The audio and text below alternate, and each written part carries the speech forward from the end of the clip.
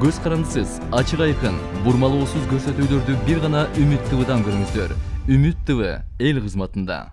Ош облусунун Кара Суу райондук сотунун төрагасы пара алып жаткан жеринен кармалды. Бул туурасында Улуттук коопсуздук мамлекеттик комитетинен билдиришти. Маалыматка ылайык 11-сентябрь күнү бир жарандан арыз келип түшкөн. Бул факты кылмыштардын жана жоруктардын бирдиктүү реестрине катталып, сотко чейинки өндүрүшкө алынган. Маалыматта Ош облусунун Кара Суу райондук сотунун төрагасы экинчи тарапка оң чечим чыгарып берүү боюнча бир жарандан акча каражатын талап кылган.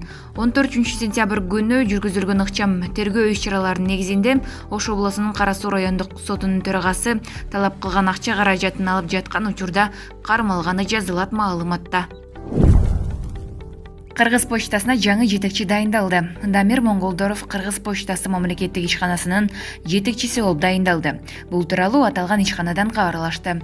Дамир Монголдоров 2016 жылдан бери өкмөттүн Ысык көл областындагы ыйгарым укуктуу өкүлүнүн биринчи орун басары болуп иштеген. Ал эми 2020 жылдын 29 июлунда отставкага кеткен. Ага чейин Жети Көз районунун акими болуп иштеген. Ош шаарында автоунаанын терезесинен белине чейин чыгып, огу жок тапанчасын атып кыйкырган бала кармалды.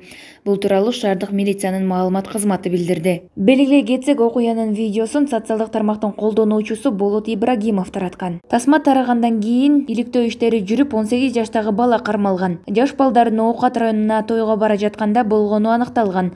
Алардын кылыгы Оштогу Жапалак айылында видео тасмага түшүп калган. Кой таш окуясында оор жаракат алган Чүй облусунун ички иштер башкы башкармалыгынын жетекчиси Самат Курманкулов учурда Воронцовкада дарылануусун улантып жатат. Ал буга чейин Россияда дарыланып келген. Курманкулов азыр спорт менен алектенип, намаз окуп, ден соолугун калыбына келтирип жатат.